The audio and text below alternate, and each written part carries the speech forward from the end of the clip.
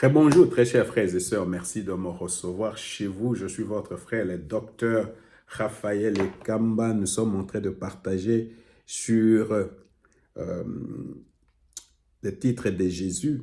Mais là, nous sommes en train maintenant de pratiquer. La première des choses, c'était de savoir qu'est-ce que tu dis Jésus est. Maintenant, j'ai encore, sur cette question même, encore un exercice pratique. Ça, ce sont des exercices pratiques.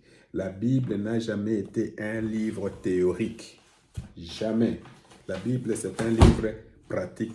La Bible dit, tout ce que pourquoi vous écoutez la parole de Dieu et vous ne la mettez pas en pratique. Alors, si tu écoutes la parole de Dieu, tu dois mettre ça en pratique.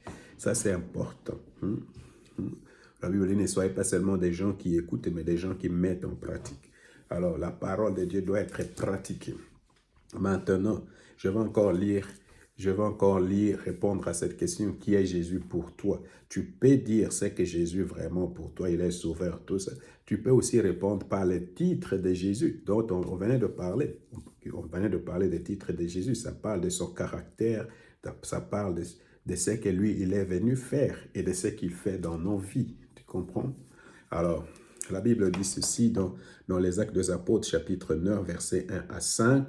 Saul, qui ne pensait qu'à menacer et à tuer le disciple du Seigneur, s'est rendu chez les grands prêtres lui demanda des titres, des recommandations pour les synagogues de Damas.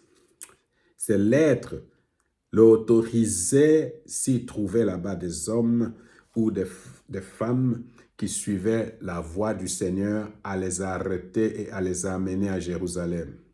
Il se dirigeait donc vers Damas et approchait déjà de cette ville.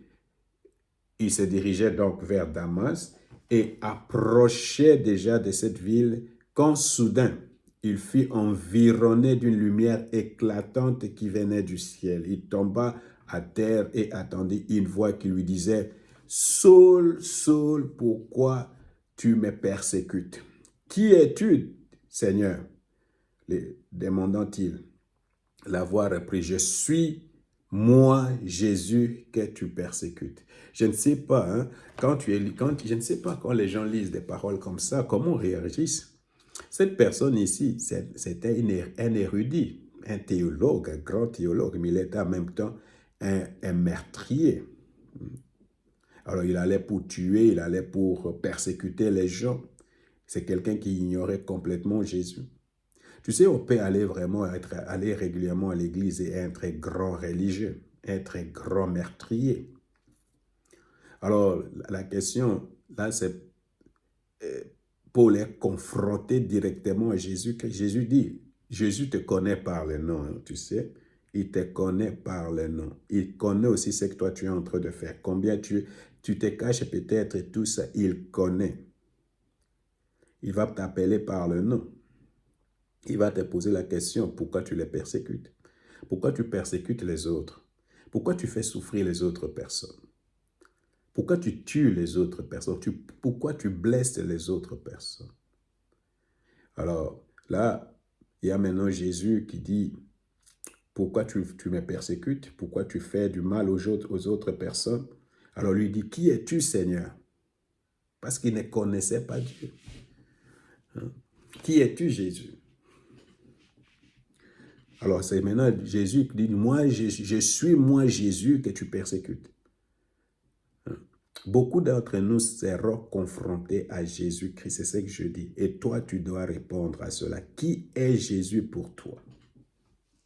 Alors, si tu reçois cette question-là, tu peux répondre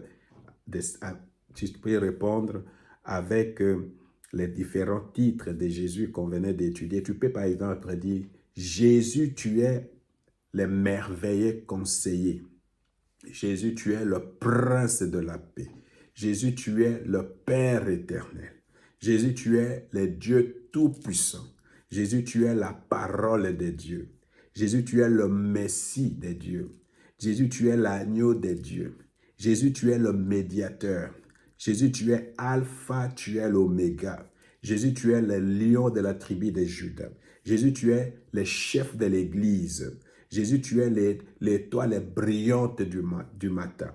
Jésus, tu es le Seigneur de seigneurs et le roi de rois. Jésus, tu es mon sauveur. Je te dis merci. Tu sais, c'est la meilleure façon d'adorer Jésus. Parce que c'est de cette façon-là que nous connaissons vraiment qui est Jésus. Et c'est ce qui est, comme on dit, la fête de Noël. Que le Seigneur vous bénisse.